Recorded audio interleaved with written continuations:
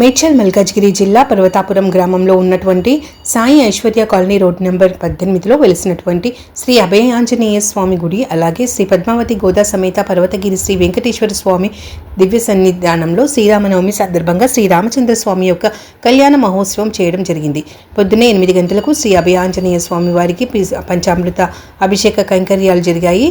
అలాగే తదనంతరము 11 గంటలకు శ్రీ సీతారామస్వామి వారి కళ్యాణ మహోత్సవం చేయడం జరిగింది. అలాగే ఇక్కడ పర్వతగిరి వెంకటేశ్వర స్వామి వారి దివ్య సన్నిధానంలో నిర్మాణంలో ఉన్నారు కాబట్టి మహత్తర కార్యక్రమంలో ప్రతి ఒక్కరూ పాల్గొని వారికి తోచినంత ద్రవ్యం స్వామివారి గుడికి కైంకర్యానికి ఇవ్వాలని కోరుతున్నాము.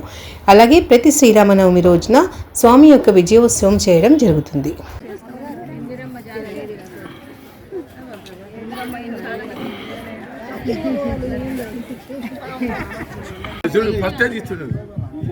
వీళ్ళందరి కోట్లు ఉన్నాయి.